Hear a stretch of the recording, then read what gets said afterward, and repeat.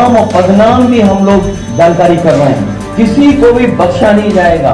इस चुनाव का परिणाम तो हमारे पक्ष में ही आएगा, लेकिन कल को कोर्ट का फैसला इन बेईमान अधिकारियों के खिलाफ ही आएगा। चाहे मीरापुर हो, चाहे कुंदरकी हो, हर जगह नंगा नाच रचने का काम कर रहे हैं। इवन देन मैं कहना चाहता हूं, जो हमारी अंबेडकर नगर की सीट है कटहरी, वहां पर भी इन्होंने जिस ढंग से आतंक बरपाने का काम किया है, भोली भाली जनता जो इनको वोट नहीं कर रही है उसको धमका करके वोट लेना चाहते हैं। जहाँ हिंसा हुई है ये गलत बात है। तो मतदाता को अपने मतदान का अधिकार होना चाहिए और उसकी सुरक्षा व्यवस्था इलेक्शन कमीशन को करनी होगी। इससे प्रभावित होता है कि वो अपने हार स्वीकार कर लेंगे। उनको लगता है कि हम चुनाव हार रहे हैं तो इस तरह का बयानबाजी कर।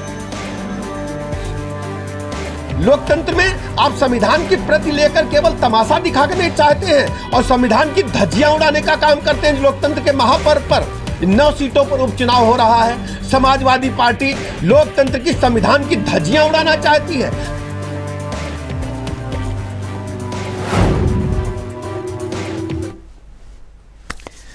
तो किसकी बनेगी सरकार, यह है एक बड़ा सवाल। लेकिन एग्जिट पोल चुनाव खत्म होने के बाद आना शुरू हो गए। एग्जिट पोल पर भी चर्चा होगी और यूपी उपचुनाव में हुए सियासी तनाव और बवाल की भी चर्चा होगी। लेकिन एग्जिट पोल हकीकत है या फिर फसाना, यह बात क्यों?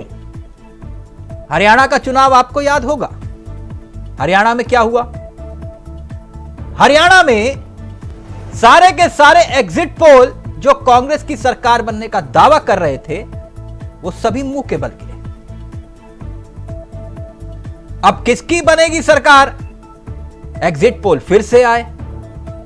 एक एक करके हम सभी एग्जिट पोल जो तमाम न्यूज चैनल्स पर चल रहे हैं वो हम आपके सामने रखेंगे।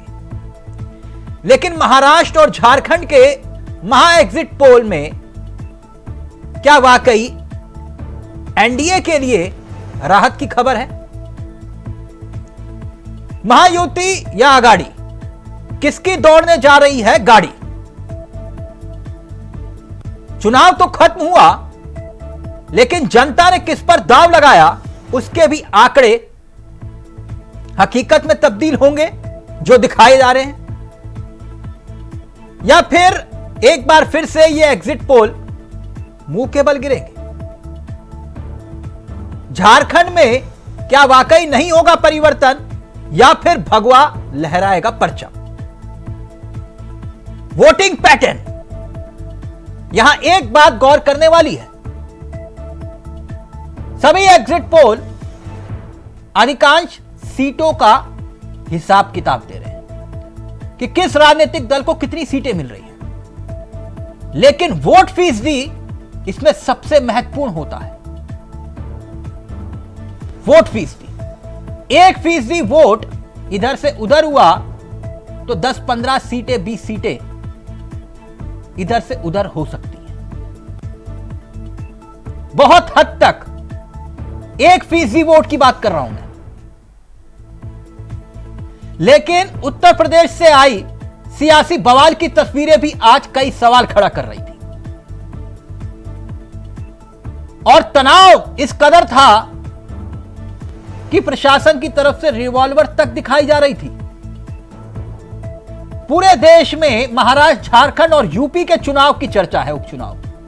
लेकिन एक उपचुनाव जो है, एक उपचुनाव एक राज्य का, वो देश की सियासत की फिजाओं पर असर डालने वाला है। उस पर कहीं चर्चा नहीं हुई। जानते हैं क्या वो कौन सा चुनाव है? केदारनाथ का उपचुनाव। केदारनाथ का उपचुनाव जहां पर वोट डाले गए। केदारनाथ का उपचुनाव इसलिए बहुत महत्वपूर्ण हो जाता है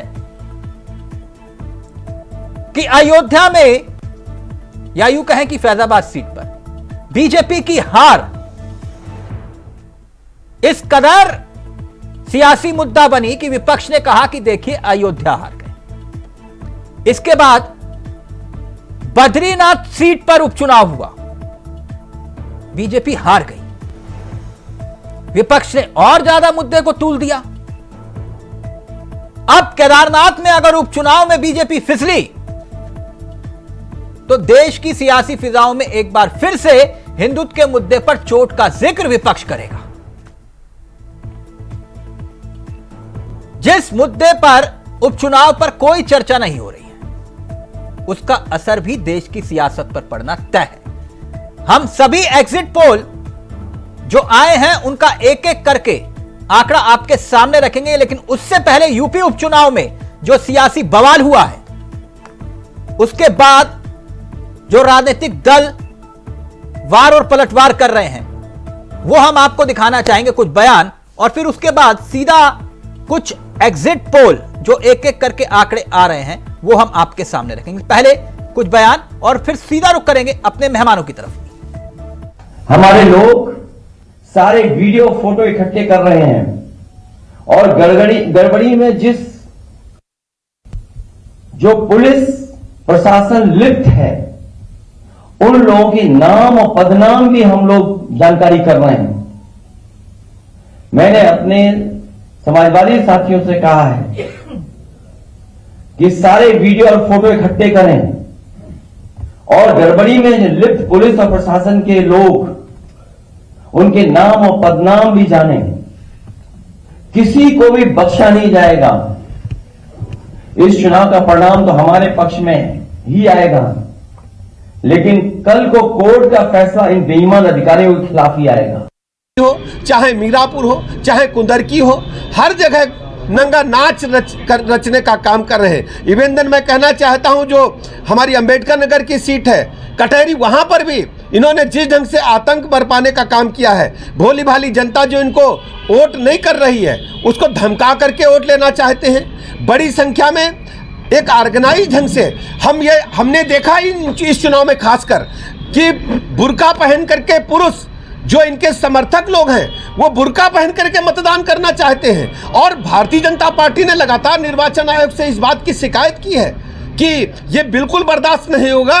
लोकतंत्र में आप संविधान की प्रति लेकर केवल तमाशा दिखाने चाहते हैं और संविधान की धज्जियां उड़ाने का काम करते हैं। लोकतंत्र के महापर्व पर 9 सीटों पर उपचुनाव हो रहा है। समाजवादी पार्टी लोकतंत्र की संविधान की धज्जियां उड़ाना चाहती है। दलित बेटी की हत्या कर दिया है, इसकी जितने निंदा की जाए वो कम है। जहाँ हिंसा हुई है ये गलत बात है कि मतदाता को अपने मतदान का अधिकार होना चाहिए और उसकी सुरक्षा व्यवस्था इलेक्शन कमीशन को करनी होती है। देखिए, इलेक्शन कमीशन के ऊपर तो सारी पार्टियां बोल रही हैं।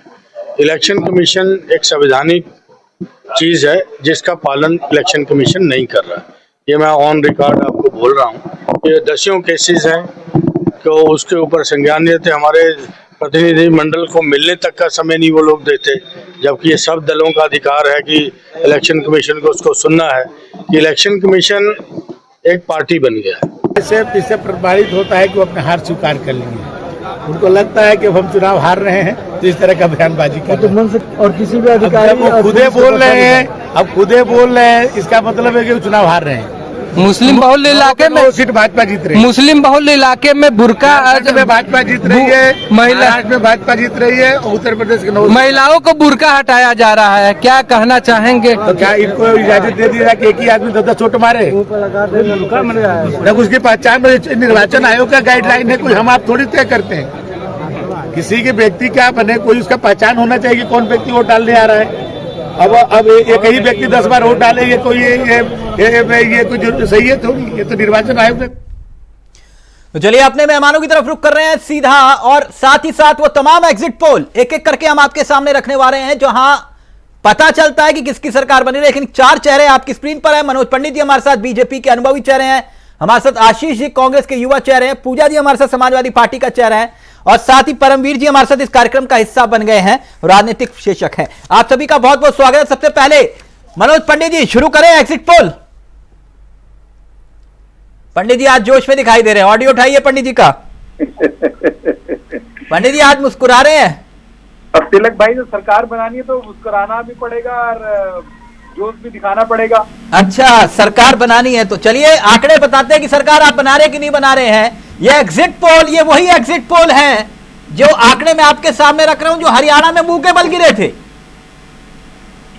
तो जरा गौर फरमाइए, एक एक करके एग्जिट पोल हम आपके सामने रख रहे हैं। सबसे पहले मैट्रिक्स का एग्जिट पोल हम आपके सामने रख रहे हैं जो महाराष्ट्र का बता रहा है। महाराष्ट्र में एग्जिट पोल क्या बता रहा है वो आपकी स्क्रीन पर होगा।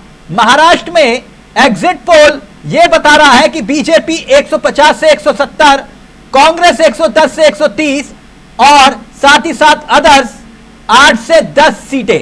प्लीज अगर हम इसे फुल फ्रेम दिखा पाए ताकि मनोज पंडित जी ध्यान से देख पाए और हमारे मेहमान भी एक एक करके इन आंकड़ों को देख पाए और समझ पाए।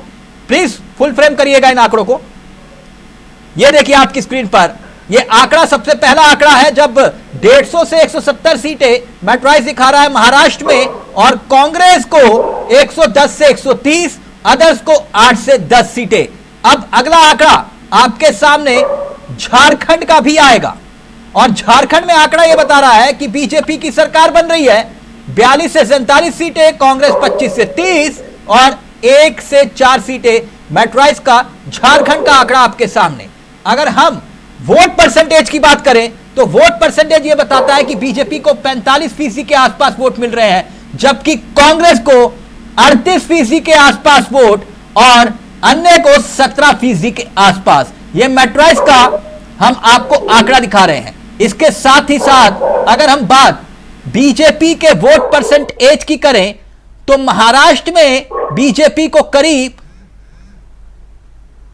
48% के आसपास वोट मिलता हुआ दिखाई दे रहा है, 42% कांग्रेस को और 10 अन्य के खाते में। लेकिन इसके साथ साथ यह आंकड़ा भी आपकी स्क्रीन पर है जहां पर कुल मिलाकर बीजेपी के खाते में 79 से 101 सीट, शिवसेना के खाते में 37 से 45, एनसीपी के खाते में 17 से 26, कांग्रेस के खाते में 39 से 47 और साथ ही साथ शिवसेना उद्धव गुट के खाते में 21 से 29 सीटें आती हुई दिखाई दे रही हैं, यह आंकड़ा। और इसके साथ साथ एनसीपी 35 से 43 सीटें, यह हमने आपको पार्टी के वाइज दिखाया है। जो इससे पहले हमने आपको दिखाया था वो गठबंधन यानी कि एनडीए और इंडिया गठबंधन का आंकड़ा हमने आपको दिखाया था। यह अब आपको आंकड़ा चाणक्य का हम दिखाना चाहेंगे। चाणक्य क्या कह रहा है? चाणक्य कह रहा है कि भाई बीजेपी यानी कि एनडीए की सरकार बन रही है गठबंधन के सहयोगियों के साथ। 152 से 160 सीटें, कांग्रेस 130 से 138 और अदर्स यानी कि अन्य के खाते में 6 से 8 सीटें आती हुई दिखाई दे रही हैं।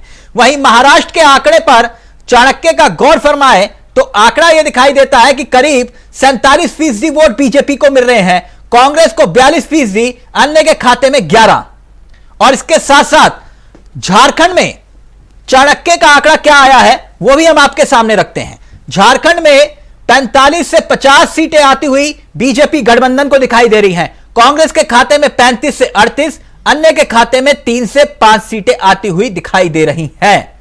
अब इसके साथ साथ पॉल डायरी का भी जिक्र जरूरी है जो आंकड़ा महाराष्ट्र का बता रहा है। पॉल डायरी का आंकड़ा अब आपकी स्क्रीन पर होगा। यह आंकड़ा देखिए, बीजेपी 122 से 186, कांग्रेस करीब 70 से 101 की सीटें और जबकि अन्य के खाते में 12 से 29 सीटें आती हुई दिखाई दे रही हैं। अब एक और आंकड़ा महाराष्ट्र का ही अगर हम देखें तो पोल डायरी ये बता रहा है कि भाई बीजेपी को यानी कि बीजेपी के गठबंधन सहयोगी एनडीए लगा लीजिए 44% वोट मिल रहा है, कांग्रेस को 40% और अन्य को 16% वोट आते हुए दिखाई दे रहे हैं। अब और कुछ आंकड़े भी हम धीरे धीरे आपके सामने रखने वाले हैं, लेकिन उससे पहले हम सीधा रुख करेंगे अपने मेहमानों की तरफ। तो मनोज पंडित जी, तिलक भाई, इन आंकड़ों को देखकर खुश तो बहुत होंगे आप। क्या खुश नहीं होना चाहिए? अच्छा, तो मतलब मान रहे हैं एग्जिट पोल इस बार सही साबित होंगे। खुशी की तो बात है, खुशी की बात है। तो बटेंगे कटेंगे चल गया। देखिए बटेंगे कटेंगे चलने की बात नहीं है, ये जो हमने वहाँ काम किया है, आप देखिए कि हरियाणा में जो इतिहास दोहराया गया, हाँ। तीसरी बार आप सरकार बनाई आपने, तो कहीं ना कहीं पब्लिक के मन में विश्वास था कि हमारा पंडित जी अगर फोन प्लीज पास ले आएंगे तो आपका ऑडियो परफेक्ट आएगा। हमारा भविष्य सुरक्षित भारतीय जनता पार्टी के हाथों में। भारतीय जनता पार्टी ही एक ऐसी पार्टी है जो कहती है वो करती है। और पंडित जी मेरी रिक्वेस्ट है अगर प्लीज फोन पास ले आएंगे तो आपका ऑडियो परफेक्ट आएगा। और लाइट नहीं, आवाज नहीं आ रही है? आप बिल्कुल परफेक्ट आ रही है, बोलिए सर। तिलक भाई, मेरा मानना यह है कि जो विश्वास जनता के मन में भारतीय जनता पार्टी ने जगाया है, ये उस विश्वास की जीत होगी, उस भरोसे की जीत होगी जो काम हमारे कार्यकर्ताओं ने और हमने किया है। आप ये देखिए, जो इतिहास हरियाणा में दोहराया गया, ये आज की बात नहीं है, ये हम लोगों ने नहीं, कुल मिला के झारखंड और महाराष्ट्र में बटेंगे कटेंगे चला ना, आप ये कह रहे हैं। अगर इन ये आंकड़े हकीकत में तब्दील होते हैं तो, क्योंकि मैंने पहले ही कोट कर दिया, डिस्क्लेमर दे दिया कि भाई हरियाणा में ये आंकड़े सारे मुंह के बल गिरे थे। हरियाणा में कहा गया कि कांग्रेस की सरकार बन रही है और बन गई आपकी। अब ये कह रहे हैं कि भैया महाराष्ट्र में आपकी सरकार बन रही है, सारे एग्जिट पोल बता रहे हैं, और फिर कहीं ऐसा ना हो कि है खुदा ना खासा। नहीं देखिए तिलक जी, जो एग्जाम हमने दिया है, जो मेहनत हमने की है, हाँ। कहीं ना कहीं हमें उस भरोसा, उस मेहनत पर, उस विश्वास पर कि जो काम हमने किया है जनता नहीं, ईमानदारी से पंडित जी फिर आप घुमा गए, बटेंगे कटेंगे चला ना। देखिए, ये इन शब्दों का इस्तेमाल क्यों किया जाए जब हम कहते हैं, क्यों किया जाए? हाँ, आप ही बताइए ना, मतलब एक चीज के ऊपर आप तो हर मंच पे कर रहे थे बटोगे कटोगे। ठीक है, हमने जो मैसेज देना था जनता को दे दिया। अच्छा, तो मतलब ये मैसेज गया ना क्लियर कट। अगर ये आंकड़े चीज को हम लोग बार नहीं, पंडित जी आप क्यों घुमा रहे हो? अब तो वोट पड़ गए ना। मैं तो ये कह रहा हूं कि ये मैसेज तो क्लियर गया ना, इसका मतलब ये हुआ। यही बात तो मैं आपको भी समझाना चाहता हूँ कि जब एक चीज हो गई तो क्यों हमने उस बात को रिपीट करना है। जो संदेश आपने, अच्छा आप नहीं करोगे बटोगे कटोगे। आप सुनिए, जो लोग वोट जिहाद की बात कर रहे थे, तो क्या आपने उनसे पूछा कि वोट जिहाद क्या? हाँ, भाई जो हुक्का पानी बंद कर रहे थे, जो नहीं, मैंने तो उनसे भी पूछा वोट जिहाद क्या। वोट जिहाद का जिक्र आपकी तरफ से भी हुआ, थूक जिहाद का भी हुआ, लव जिहाद का भी हुआ, लैंड जिहाद का भी हुआ, वो सारे जिहाद तो ले आए थे आप। तो यानी ये मान लेना कि ध्रुवीकरण की पिच पर जो आप मुकाबला लेकर गए, उसमें आपकी जीत होती हुई इन आंकड़ों के मुताबिक दिखाई दे रही है। नहीं, मैं तो आपको अग्रिम बधाई दूंगा कि आपके ये जो आंकड़े हैं और ये चीजें हैं, जब भी पोल आया है वो भारतीय जनता पार्टी के गठबंधन के फेवर में है और हम लोग पूर्ण बहुमत की सरकार बनाने जा रहे हैं। आंकड़े तो सर कई बार धराशायी हुए हैं। आप तो अभी से ही कह रहे हो कि हमारी सरकार बन गई, अभी इंतजार तो करिए 23 तारीख का। नहीं, हम तो देखिए, जब होता क्या है तिलक जी, जब हम लोग मेहनत करके जाते हैं तो हमें भरोसा होता है कि जो हमने काम किया है, कहीं ना कहीं जनता ने उस काम को स्वीकारा है, उस पर भरोसा जताया है, और हम लोग यानी क्या आप मानते हैं कि ध्रुवीकरण की सियासत कहीं ना कहीं हावी रही महाराष्ट्र और झारखंड में? जैसे घुसपैठियों का जिक्र, लैंड जिहाद का जिक्र, थूक जिहाद का जिक्र, लव जिहाद का जिक्र है, मंगलसूत्र का जिक्र, बटेंगे कटेंगे का जिक्र।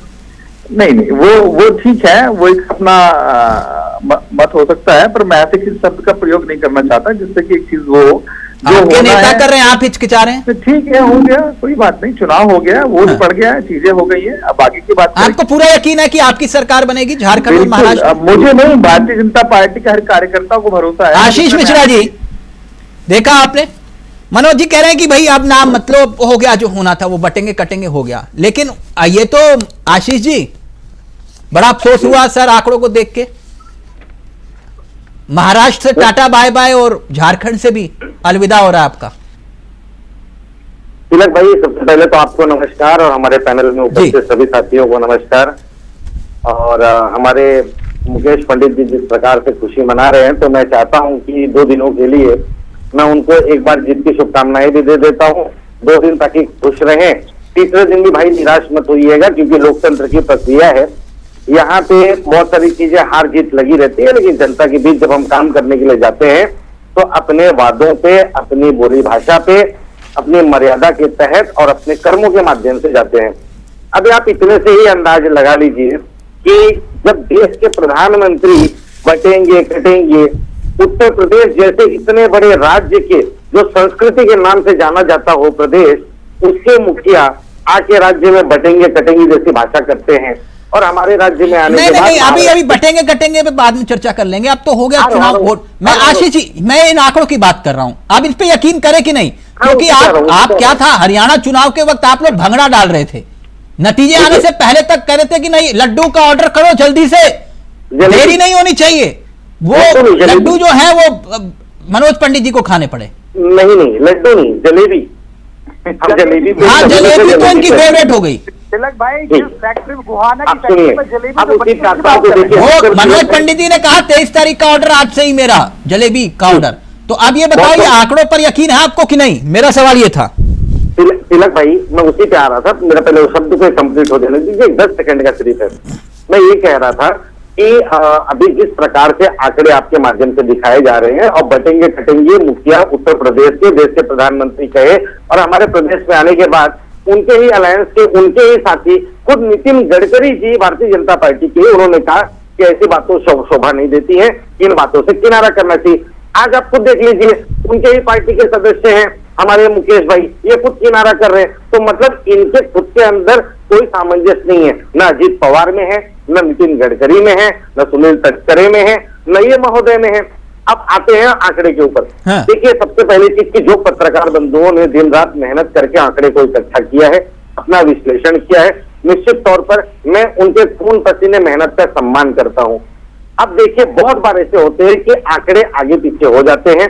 मैं इतना ही कहना चाहूंगा कि हमारे अलायंस पार्टनर और हमारी पार्टी के जो नेता हैं, जो गलतियां बार बार हो जाती हैं, इस बार गलतियां ना हो। स्ट्रॉन्ग महाराष्ट्र की सियासत को तो आप बाखूबी समझते हैं ना? बिल्कुल बिल्कुल, यहाँ पे तो रग रग से एकदम वाकिफ हूं मैं। तो आप रग रग से वाकिफ है, तो ये आंकड़े सही आ रहे हैं ना जो सामने आ रहे हैं? ईमानदारी से बताना। अब तो डल गए वोट जो डलने थे। नहीं, देखिए मैं आपको बता रहा हूँ, मेरा चेहरा देख के आपको समझ में आता होगा कि मैं आज कितना थका रहा हूँगा, उसके बावजूद आपने समय मांगा, मैंने समय दिया। अब मैं बता रहा हूँ आपको तिलक भाई। नहीं आशीष भाई, ये रिकॉर्ड कर लेना, आशीष जी जो बोलेंगे 23 तारीख को चलाएंगे। हाँ बोलिए आप। आपकी सरकार बन रही है?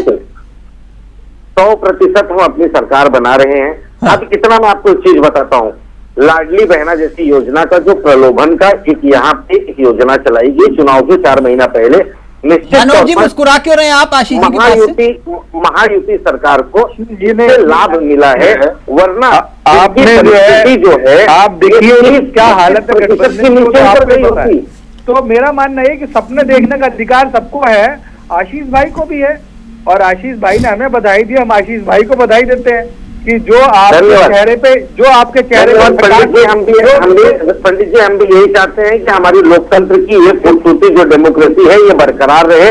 आदरणीय प्रधानमंत्री जी और योगी जी को समझाइए कि बटेंगे कटेंगे छटेंगे घटेंगे छोड़ दीजिए, एक रहेंगे, नेक रहेंगे, सेफ रहेंगे।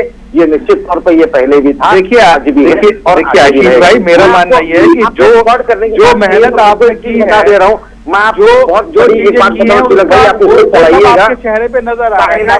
संजय निरुपम, सदा सरवणकर, रामनाथ शिंदे, अजीत पवार, नवाब मलिक, मनीषा चौधरी, प्रकाश सुर्वे, मुनगंटीवार, भविष्य में क्या होने वाला है, अडवाणी, राम कदम, संजय केलकर, नरेंद्र मेहता, राणे, दोनों सुपुत्र नीलेश राणे और नीतेश राणे, अमित ठाकरे और गिरीश महाजन, ये जो लोग हैं ये भारतीय जनता पार्टी के, राष्ट्रवादी कांग्रेस पार्टी अजीत पवार गुट के और उनके अघोषित समर्थक राज ठाकरे जी, ये इन लोग के बड़े दिग्गज नेता हैं जो अपना चुनाव अच्छा एक मिनट ये पूजा जी, उत्तर प्रदेश में भी जो एग्जिट पोल सामने आ रहे हैं उसमें आपके लिए भी कोई खुशखबरी नहीं है?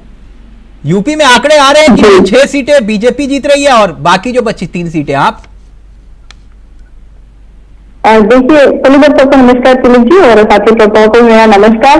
और आंकड़ों पर कितना भरोसा किया जाए? अभी 2024 के जो एग्जिट पोल आए थे, हरियाणा के जो एग्जिट पोल आए थे, हम लोग रिसर्च करते हैं तो हमारा मानना होता है कि लिटरेचर सर्वे पे डिपेंड करता है मैक्सिमम। तो अगर अभी लिटरेचर सर्वे पे हम जाते हैं तो 2024 का जो रहा एमपी इलेक्शन के बाद में एग्जिट पोल, वो भी नहीं उतर करके जमीन पर आया। हरियाणा में जो एग्जिट पोल रहे वो भी उतर करके जमीन पर नहीं आए। हालांकि हम वाकई सम्मान करते हैं कि जिन्होंने जो मेहनत करते हैं और ये आंकड़े लेकर के आते हैं कि एग्जिट पोल में नहीं है ना आपको कुल मिलाकर? नहीं, इतना नहीं है, क्योंकि जिस तरीके से अभी देखा गया 2024 का परिणाम देखा हमने एग्जिट पोल के। चलिए सपा के एग्जिट पोल की बात कर लेते हैं। आपका एग्जिट पोल क्या बता रहा है? 9 में से कितनी सीटें? अब ये मत बोलना कि 9 की 9 हम जीते। 8। एक कौन सी हार रहे हो? भगवान भला करे। हार नहीं रहे हैं, हमें उस पर जो है क्योंकि हमारे वोट तत्व का इतना डिफरेंस रहा है कि हमें लगता है कि हमारे मेहनत करने के बावजूद भी हो सकता है कि वो डिफरेंस इतना हम गैप को फिल अप ना कर पाए। नहीं, कौन सी एक सीट, कौन सी जहां पे फाइट दिखाई दे रही है? गाजियाबाद पे फाइट। और कांग्रेस को कितनी सीटें दे रहे हैं? कल्पना, सॉरी आप बाई इलेक्शन की बात कर रहे हैं? हाँ, मैं बाई इलेक्शन की। अच्छा, मैं भूल गया, कांग्रेस को आपने कुछ दिया ही नहीं। इंडिया ब्लॉक से पूरे 8 की 8 सीटें आ रही है, क्या बात कर रहे हैं? इंडिया ब्लॉक का मतलब होता है कि कांग्रेस को आपने सहयोगी बनाया हो, उसने प्रचार में हिस्सा लिया हो, वो तो प्रचार के लिए भी साथ नहीं आए आपके, हाथ हिलाने के लिए ऐसे करते हुए। देखिए, उनका तो झंडा नहीं दिखाई दिया, आप कह रहे हो कि गठबंधन के सहयोगी। हाँ, लिखने में हमारे मंचों पे उनके सांसद दिखाई दिए। उत्तर प्रदेश में जो सांसद है, आपको पता होगा कि असम में भी 13 तारीख को जो बाई इलेक्शन हुए वहां पे भी जो सांसद गए थे। एक मिनट, मुझे अच्छा लगेगा कि अखिलेश यादव की किसी सांसद से तुलना करें या राहुल गांधी की किसी सांसद से तुलना करें। राहुल गांधी अखिलेश यादव तुलना नहीं कर रहे हैं। आप कह रहे हो कि नहीं, उनके सांसद नजर आए थे और अजय राय जी ने कहा था कि वोट दे देना भैया कांग्रेसी हो सारे समाजवादी पार्टी को, उसकी अपील का इफेक्ट पड़ा होगा, आप ये कह रही हैं। मेरी पत्रकारिता की बुद्धि तो ये कहती है कि नहीं हुआ होगा, आप कह रहे कि नहीं राहुल गांधी और जो उनके जो प्रदेश अध्यक्ष है वो एक बराबर है, तो फिर मैं मान लूं। अब मैं जवाब दे लूं जी, आप मुझे इंटरप्ट नहीं करेंगे तो? नहीं प्लीज। मैं ये कह रही हूँ, मैं किसी को कंपेयर नहीं कर रही हूँ, कंपेयर कर भी नहीं सकते हैं। हाँ। अगर ना कोई राष्ट्रीय अध्यक्ष नहीं होता, कोई उपाध्यक्ष नहीं होता, सब एक बराबर ही हो जाते। और कहीं ना कहीं जो है अगर कार्यकर्ताओं की बात कर लेते हैं हम, तो कार्यकर्ता जो है कांग्रेस की जो कार्यकर्ता है वो समाजवादी पार्टी के साथ में मिलकर के धरातल पर कार्य कर रहे थे, और इसलिए हमें पता है कि हम इंडिया ब्लॉक के साथ में। बाकी अगर किसी को लग रहा है कि नहीं माने राहुल गांधी जी नहीं आए या फिर जो है कोई और बड़ा नेता नहीं आया, तो मुझे लगता है कि कई सारे राज्यों में चुनाव परमवीर जी के पास मिला के आप कह रहे हो कांग्रेसी तन मन और धन से सब धन छोड़ के तन मन से हमारे साथ थे, ठीक, ओके। मनोज पंडित जी जल्दी से बोले क्या बोलना चाह रहे, फिर परमवीर जी का पूरा वक्त। तिलक जी, मेरा मानना तो ये है कि आज जो अखिलेश यादव जी ने प्रेस कॉन्फ्रेंस की, हाँ। जिन अधिकारियों को धमकाने का काम किया, जिनके लिस्ट बनाने का काम किया, ये एक ऐसी व्यवस्था है कि जिनको आप चुनाव से पहले ही आप एक ऐसा मौका कि हमने तो बीच चुनाव में ही प्रेस कॉन्फ्रेंस कर दी थी, हमने तो पहले ही ये बता दिया था कि ये होने वाला है।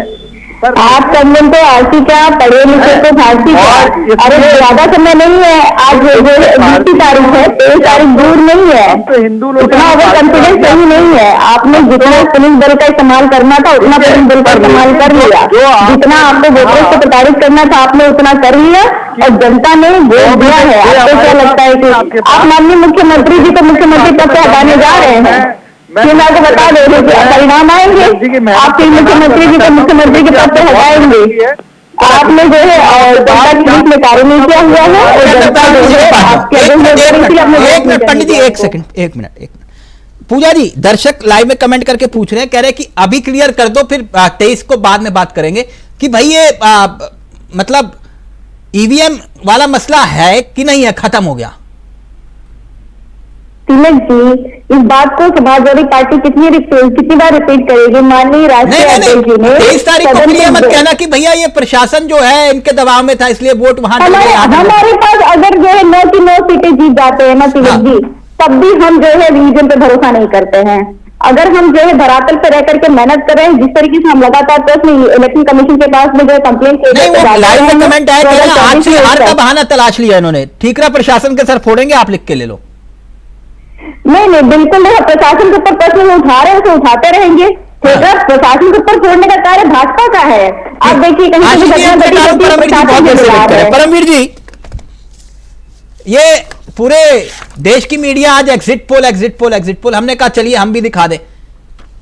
इन आंकड़ों पर जनता कितना विश्वास करती है ये तो मालूम नहीं, क्योंकि हरियाणा में जो हुआ, 24 के चुनाव में जो हुआ, किसी ने कहा 400 पार, मनोज पंडित जी ने कहा कि भैया 10 किलो ऑर्डर दे दो लड्डू का मेरी तरफ से, पता चला कि 240।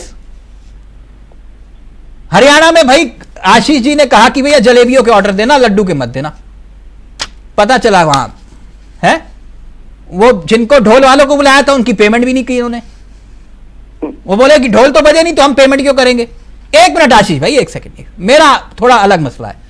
तो परमवीर जी, अब ये एग्जिट पोल जो आए हैं, क्या मानूं मैं, सच है, हकीकत है, फसाना है?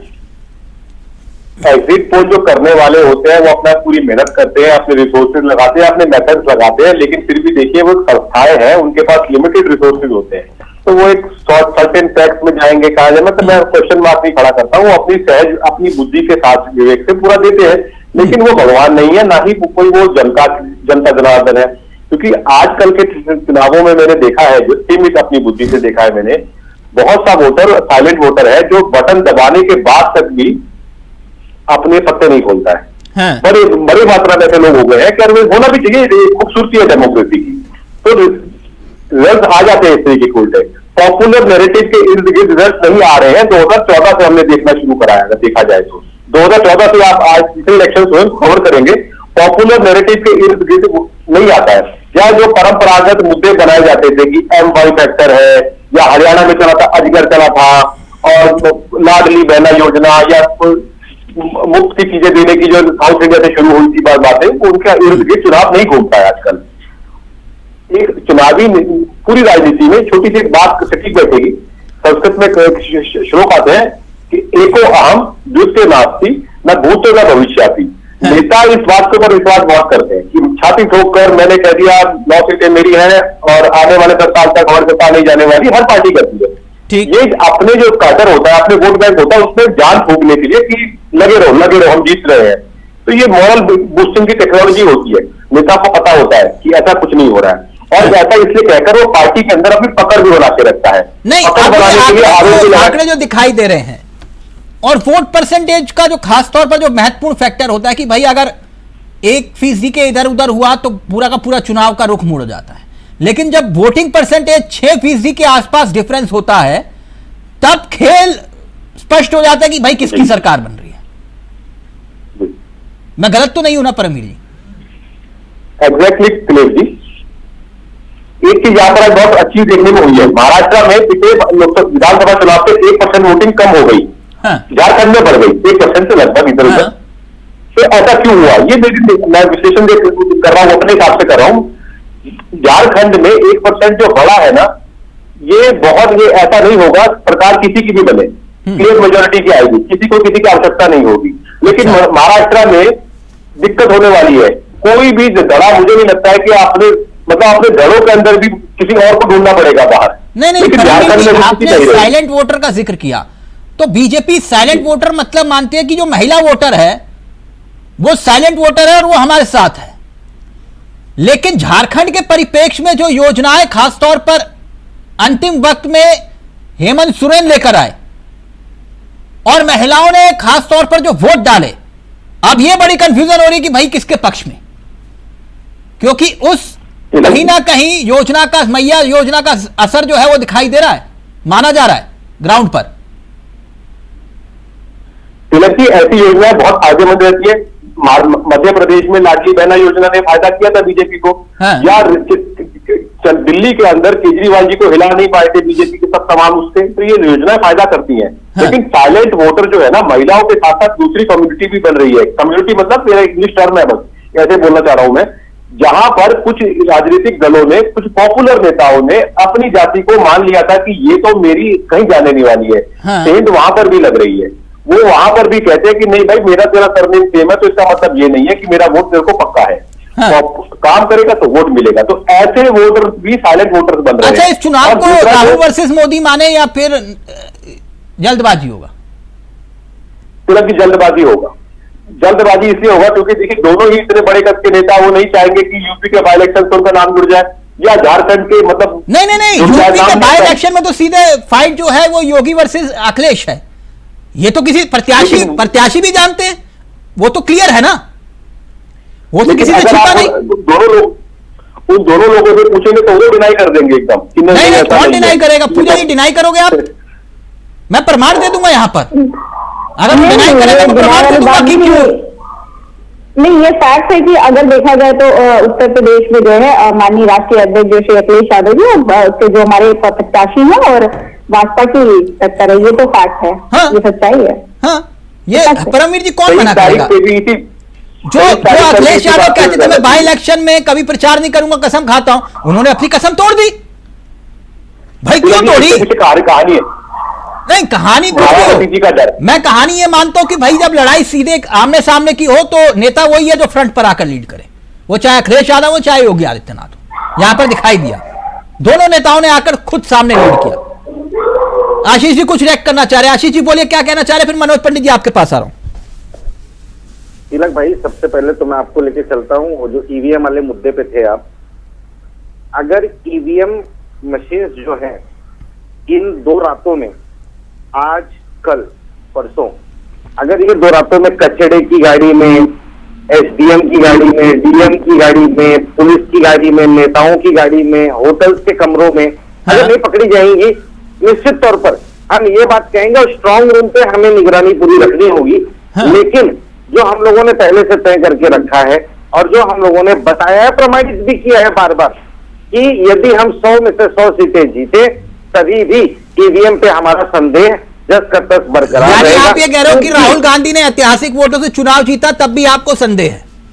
बिल्कुल, क्योंकि माहौल और जमीनी स्तर पे भारतीय जनता पार्टी के खिलाफ एक ऐसा माहौल है कि लोग इनसे इतने त्रस्त है, इनके जुमलों से इतना त्रस्त है, उनको लोग एक वोट नहीं देना चाहते। ये कहां से जीत के आते हैं? और आप देखिए जहां पे हारते हैं ना, वहां पे एकदम क्लोज मार्जिन में कई 40, 50, 100, 70, 90, 200, 300, 500 ये आंकड़े लेके जाते हैं। आप हरियाणा देख लीजिए उठा के, और वो बैटरी का एग्जाम्पल आपने देखा ही, इस पे आ गया। तो नहीं, पैसे वो कॉल वाला भी देखा आपने कि नहीं? कौन सा? अच्छा, वो वाला नहीं देखा होगा। कौन सा बताइए ना। वो बिटकॉइन वाला, तो एआई का तो सबने डिनाई कर दिया।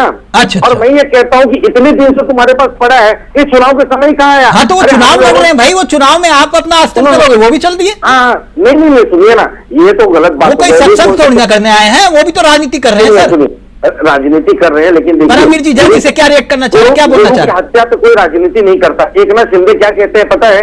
जो महाराष्ट्र के मुख्यमंत्री है, आनंद दिघे जी हमारे जो गुरुवर्य थे, और महाराष्ट्र के एक तरह भगवान की तरह उनको पूजा जाता है, उनकी हत्या कैसे हुई थी मैं सब जानता हूं, मैं बोल दूंगा।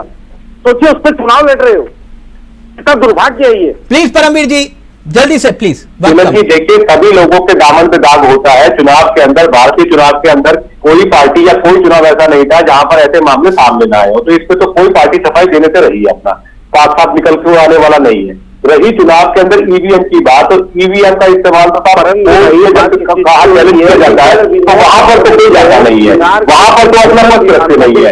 लेकिन टीवी की डिबेट में नेताओं के भाषण में बहुत मिलता है। इसका मुझे कारण है, चुनाव हारने के बाद सिदक ना जाए, उसको वोटा देने के लिए कि भाई जुड़े रहो हमारे साथ में, ये ईवीएम काफी ज्यादा हम जीत जाते हैं, ग्राउंड तैयार किया जाता है। मेरे साथ ही खतरे में है, कौन सी खतरे में है, ये गरीब आ गया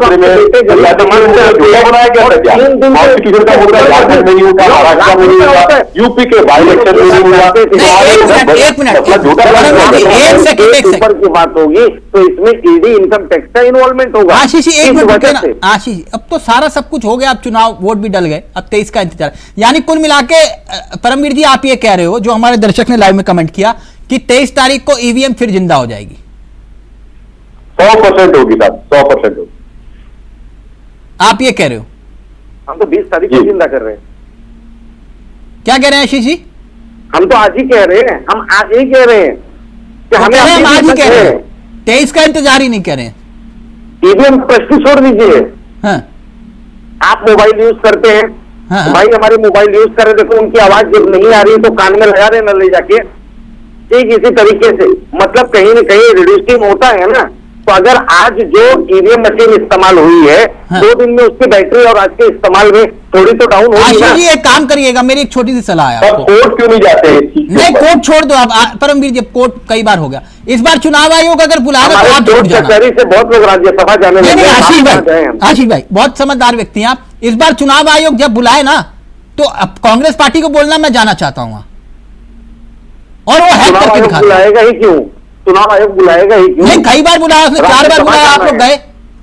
राज्यसभा जाना है महोदय, नहीं जाना, नहीं बुलाएगा। ठीक है, ओके, जीत गए तो हमारा, नहीं तो फिर है नहीं, हम ये लोकतंत्र का, ठीक है, ओके ओके, हमें जाना है।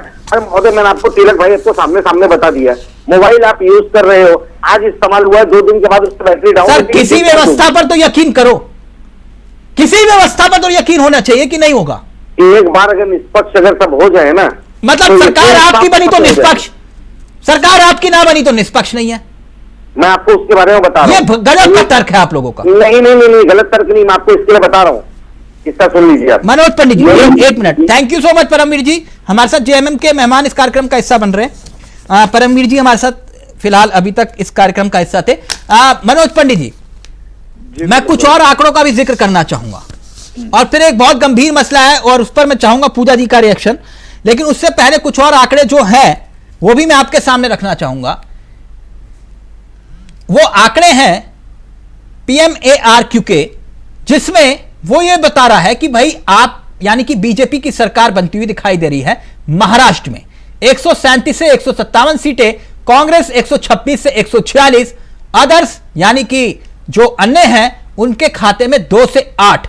जबकि अगर झारखंड का जिक्र करें तो दिलचस्प बात यह है कि एक्सिस माई इंडिया वो ये कह रहा है कि बीजेपी गठबंधन यानी कि एनडीए महज 25 सीटें ही जीत रहा है, एक्सिस माई इंडिया बता रहा है, और कांग्रेस 53 सीटें जीतती हुई दिखाई दे रही है, यानी कि जेएमएम प्लस कांग्रेस 53 सीटें और अन्य के खाते में 3 सीटें आती हुई दिखाई दे रही हैं। और अगर कुल मिलाकर जो तस्वीर है वो 37% वोट झारखंड में बीजेपी को मिलता हुआ दिखाई दे रहा है, जबकि जेएमएम प्लस कांग्रेस को 47% और अन्य के खाते में 4%। यानी कि एक्सिस माई इंडिया यह बता रहा है कि झारखंड में जेएमएम की सरकार बन रही है। सीधा रुख कर रहे हैं अपने मेहमानों की तरफ। मनोज पंडित जी। जी तिलक भाई, आप तो उदास हो गए सर। नहीं मेरा एक्सिस माई इंडिया कह रहा है कि भाई जेएमएम की सरकार बन रही है झारखंड में। तिलक जी कौन क्या कह रहा है ठीक है, मैं आपकी बात से सहमत हूँ, पर लेकिन स्थिति ये है हाँ? कि जो हमने वहां पे काम किया, जो वहां पर झारखंड में जो मुख्यमंत्री ने वहां पर काम किया है, वहां की जनता उसको जानती है कि हाँ? क्या उन्होंने काम किया है। जो गठबंधन है उस गठबंधन की स्थिति क्या है झारखंड में, उन्हें जेल जाना पड़ा, चीजें रही, परिवार के आधे लोग नहीं, उनको तो जमानत भी मिल गई ना, जैसे जो जेल गया, केजरीवाल जेल गए जमानत मिल गई, मनीष सिसोदिया जेल गए जमानत मिल गई, सत्येंद्र जैन जेल गए जमानत मिल गई, जेल गए जमानत मिल गई, जमानत देखिए हेमंत सोरेन गए जमानत मिल गई। नहीं जमानत तो देखिए तिलक जी, ये तो एक मामला ये है कि ठीक है आपने प्रशासन ने या कानून ने एक चीज देखी और उसे उठा के कोर्ट के सामने रख दिया, कोर्ट जमानत देगा क्या करेगा, ये तो ऐसा तो नहीं है कि भ्रष्टाचारियों को जमानत मिल जाती है। नहीं जमानत देने का काम मेरा आपको तो है नहीं, जमानत देने का काम तो कोर्ट का है, ठीक है। उन्हें लगा कि ठीक है जमानत देनी चाहिए, जमानत दे दी। अब देखिए केजरीवाल जी चुनाव हो रहा था, तो केजरीवाल जी ने कहा कि मुझे जेल में आप झारखंड में इन आंकड़ों को नकार रहे हैं, बाकी आंकड़ों को एक्सेप्ट कर रहे हैं, कह रहे हैं कि नहीं ये वाला आंकड़ा नहीं चलेगा, जो आपकी पसंद का नहीं है वो नहीं चलेगा। नहीं एक्सिस माई इंडिया बता रहा है कि झारखंड में आपकी सरकार नहीं बन रही।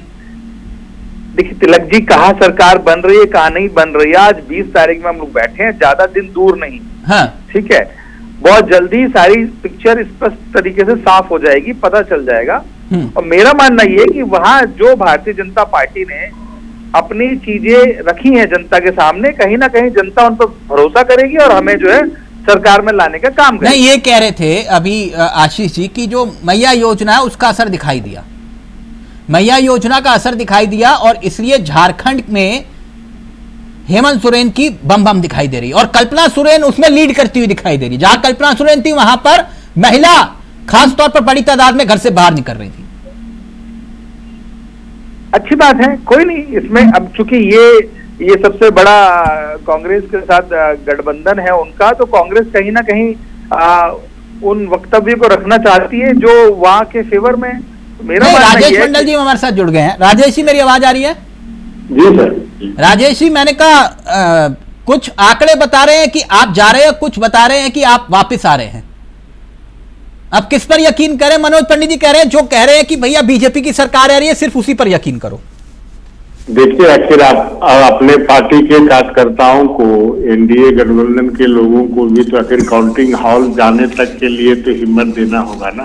हाँ बस ये सिर्फ ये लोग कार्यकर्ताओं को काउंटिंग हॉल तक जाने के लिए हिम्मत देने का काम कर रहे हैं। हाँ यूँ तो पहले चरण के चुनाव के बाद भी जब ये दूसरे चरण चुनाव का आपका दौर चला और जब इनके सारे स्टार प्रचारक आते थे और जब एक मोदी जी के रैली को छोड़कर और सारे नेताओं में के रैली में जिस तरह से कुर्सियां खाली रही, तो अनुमान तो इनको उसी समय लग गया था कि हेमंत सरकार के मैया सम्मान योजना का क्या समाज के बीच में, यानी आप ये कह रहे हैं एक योजना ने कमाल कर दिया?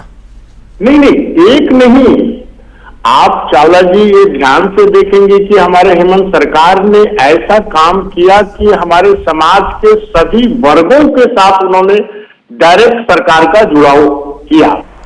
उसमें से झारखंड मुख्यमंत्री मैया सम्मान योजना का एक सबसे कहिए ये अव्वल दर्जे का कार्य रहा।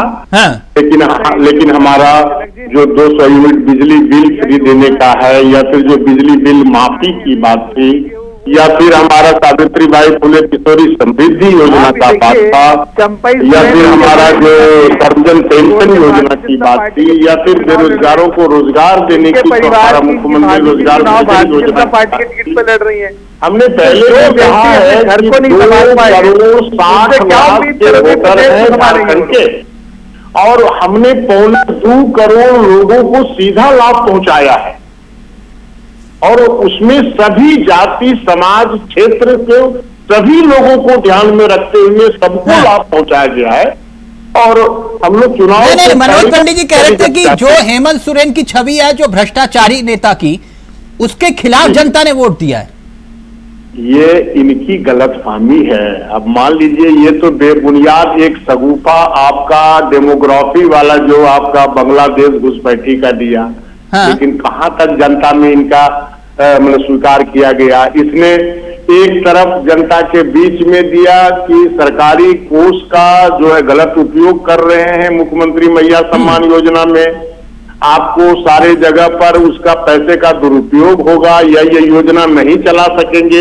हाँ। लेकिन फिर इसी के पार्टी के एनडीए। मनोज पंडित जी प्लीज जल्दी से आशीष जी के पास जा रहा हूं। ये कह रहे कि जो घुसपैठियों वाला मुद्दा जो आप बना रहे थे, लैंड जिहाद वाला मुद्दा आप बना रहे थे, वो लव जिहाद वाला जो मुद्दा बना रहे थे, जनता ने उसको नकार दिया। मतलब ध्रुवीकरण की जो सियासत आप कर रहे थे वहां, वो चली नहीं। तिलक भाई जी कंप्लीटली नकार दिया। ये चीजें, ये चूंकि राजेश भाई चीजों को समझ नहीं पा रहे हैं, ये स्थिति सच्चाई है वहां की। इस सच्चाई से नकार नहीं सकते आप, जिसके सबूत सबके सामने हैं। भाई साहब, अब आप लोगों को चिकनी चुपड़ी बातें करके, एक मिनट हम भी बोलना चाहेंगे। आप इस तरह से आपके सारे मुख्यमंत्री आए, सब लोग आए, आप कहां पर बांग्लादेशी घुसपैठी आप पकड़ पाए? नहीं तो अब आपको सारे जिलों के डीसी को भी सरकार ने दिया था कि ऐसी अगर बात है तो जांच किया जाए। लेकिन आपका तो झूठी बुनियाद के ऊपर ही आपके राजनीति करने का आपका बेस ही रहा है। आप सिर्फ भावनाओं से खेलते हैं, धर्म की राजनीति आप करते हैं, हिंदू मुस्लिम की बात करते हैं। ये अब जनता कंप्लीटली समझ चुकी है।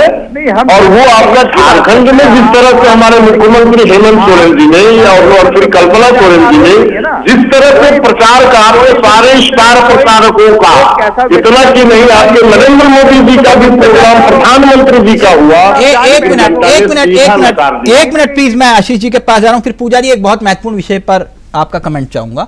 ये लाइव में कमेंट आया है, मनोज पंडित जी आशीष जी के पास जाऊं। ये कह रहे हैं कि अगर ये आंकड़े सच साबित हुए तो इसका मतलब विनोद तावड़े फार्मूला जो है वो हिट रहा। नहीं, ये सब देखिए, ये विनोद तावड़े जी का कोई फॉर्मूला था ही नहीं। वो तो आजकल एआई का जमाना है तिलक भाई। आप समझते हैं कि चीजें कैसे, देश के प्रधानमंत्री मन की बात में सारी चीजें स्पष्ट रूप से रखी।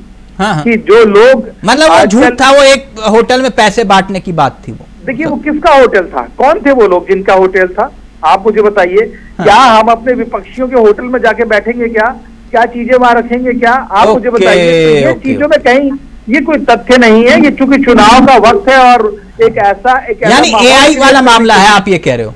मेरा मामला ये है कि जांच का, यानी मनोज पंडित जी बैठे हुए हैं, मनोज पंडित जी है नहीं। अब देखिए, आज जिस टेक्नोलॉजी की बात हम कर रहे हैं, जिस चीजों की बात कर रहे हैं, वहां पर कुछ भी संभव है। मतलब मनोज पंडित जी यहाँ है नहीं, लेकिन बैठे हुए हैं मनोज पंडित। देखिए सुप्रिया सुले ने क्या बोला, सुप्रिया सुले ने बिटकॉइन की बात की, चीजें की, तो ये सारी चीजें जांच का विषय है, इसमें जांच की। आशीष जी, मैं आप ये जो फाइनल स्क्रीन पर दिखाई है, जो फाइनल प्लेट है, वो उसमें देखिए आपके सामने आशीष जी ये सारे आंकड़े दिखाई देंगे। ये आंकड़े प्लीज जरा प्ले करिए जी। ये पूरे सभी एग्जिट पोल हम आपके सामने रख रहे हैं और वो सभी बता रहे हैं कि भाई महाराष्ट्र में बीजेपी की सरकार बनती हुई दिखाई दे रही है। कोई भी एक आंकड़ा नहीं बता रहा कि भाई यहां कांग्रेस की सरकार या कांग्रेस गठबंधन के सहयोगियों की सरकार दिखाई दे रही है। आशीष जी।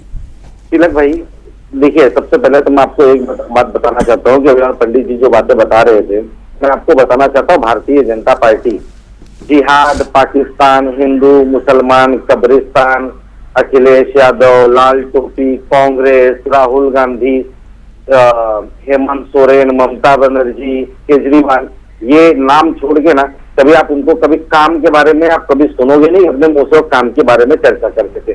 एक बात कहूं सर, भी बोलिए ना। बुरा तो नहीं मानोगे? क्या माने बुरा? पिछले 10 सालों में एक चुनाव दिखाई है जो अडानी और अंबानी के बिना आपने लड़ा। अरे तो आप दो ही लोग को पाल पोस रहे हो तो वही कहेंगे ना अडानी अंबानी। ठीक, कंटिन्यू प्लीज, कंटिन्यू। ये नोट और वही 10 साल से जो वोट जो है वो बीजेपी को मिल रहा है। ताज विवांता होटल किसका है? तावड़े साहब वहां पे कैसे गए? दिल्ली से यहाँ कैसे आए? वैसे भी सरकार गिराना और विधायकों को खरीद फरोख्त करना, सरकारें गिराना उनका काम। महाराष्ट्र में स्लम एरिया है, अब रही बात, तावड़े साहब वहाँ पे आए, तावड़े साहब वहाँ से कैसे निकले हैं और इतने नोटों की गड्डियां जो निकली है, मैं आपको बता रहा हूँ। तावड़े साहब को इलेक्शन कमीशन पुलिस से बचाने का काम किया है, क्योंकि ये जो 5 करोड़ का मसला था, 10 लाख रुपए से अधिक पैसे होते तो ये इनकम टैक्स डिपार्टमेंट के रडार पे आता, उनको इन्फॉर्म करना होता और वहाँ पे ईडी की दखल होती, इसलिए आंकड़े को सिर्फ 9,98,000 तक। अच्छा आप बताइए कितनी सीटें आ रही हैं आपकी महाराष्ट्र में? आपका एग्जिट पोल क्या बता रहा है कांग्रेस का? किसका? हमारा? हाँ महोदय, मैं आपको बता रहा हूँ 145 से लेके 155 हम ला रहे हैं। कांग्रेस अकेले दम पे? नहीं, 70 से 80 सीटें कांग्रेस की होंगी, 50 से 60 सीटें शरद पवार साहब की होंगी, 50 से 60 सीटों की ही लगभग उद्धव साहब की होगी और वहीं 2 से 3 समाजवादी पार्टी अलायंस पार्टी की होगी। तो सरकार बन गई महोदय, दौड़ा के सरकार बनाए हैं। दौड़ा के समाजवादी पार्टी को तो आपने टिकट ही नहीं दिया, उनको तो आपने जो है ऐसे छोड़ दिया जैसे बेगानी शादी में अब्दुल्ला दीवाना। वो वाली हालत समाजवादी पार्टी की आपने कर दी महाराष्ट्र में। लेकिन जो काम आप लोगों ने राज ठाकरे और अजीत पवार के साथ में किया ना, दोनों एक ने तो अपने बच्चे को लॉन्च किया, पहली बार वही फेल हो गया, पहली बार। दूसरी बार पहले अजीत पवार की वाइफ को पटके, अजीत पवार जी को पटके, अजीत पवार जी खुद नहीं जीत रहे हैं। ये एक मिनट अब आप पूजा जी का ऑडियो रहेगा। पूजा जी, ये अधिकारियों की हिट लिस्ट क्यों बना रहे हो आप लोग? क्या करोगे? देखिए सवालों की जो है, जो आप कह रहे हैं कि हमने जो है इनकी अधिकारियों की एक लिस्ट बनाई, तो हमने इलेक्शन कमीशन को कंप्लेन करने के लिए बनाया है। हमें जानकारी तो होनी पड़ेगी नहीं कौन से अधिकारी है, किसके अगेंस्ट हमें जो है कंप्लेन करने हैं। अगर अधिकारी जो है वोटर्स को परेशान करेंगे, कार्यकर्ताओं को परेशान करेंगे, तो जानकारी तो रखनी पड़ेगी। नहीं, किस बात पे परेशान करेंगे? ये बुरखे वाला जो मसला था वो देखिए बवाल तो हो गया ना, आपने जो चाहा वो हुआ।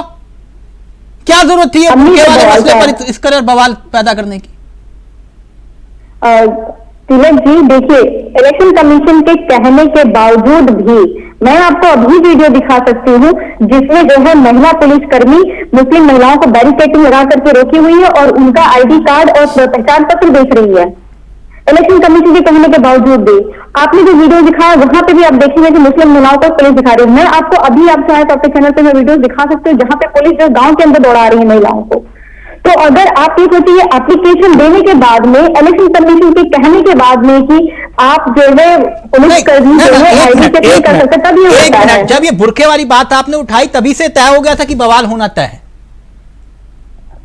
अब मनोज पंडित जी यानी कि बीजेपी ये कह रही है कि भाई आपको फ्री राशन चाहिए तो आप बुरखा उठा देंगे, आपको फ्री का आयुष्मान कार्ड चाहिए तो बुरखा उठ जाएगा, फ्री का पीएम आवास चाहिए तो बुरखे की जरूरत नहीं है, वोट डालने जाएंगे तो बुरखा नहीं उठाएंगे, फिर दिक्कत है। ये मसला गंभीर हो जाता है ना मैडम? नहीं तिलक जी, हमें इससे आपत्ति नहीं है, आईडी वेरिफिकेशन हो। चुनाव आयोग के जो वहाँ पे निर्वाचित जो अधिकारी हैं, पीठासीन अधिकारी हैं, वो वहाँ पे आईडी वेरिफिकेशन करेंगे कि पुलिसकर्मी करेंगे, कि पुलिसकर्मी खड़े लाइनों में खड़ी हुई औरतों को कहेंगे कि नहीं आप बुरखा उतारिए। इलेक्शन कमीशन की गाइडलाइन भी कहती है कि किसी भी सूरत में जो है महिला को सार्वजनिक मैसेज देने के लिए मैसेज दे रहे थे, आप सिर्फ मैसेज देने के लिए मैसेज दे रहे थे एक दिन पहले कि भैया हम आपके साथ हैं। 2024 में कानपुर में 1 घंटे के चुनाव वोटिंग रुकी थी, क्यों रुकी थी?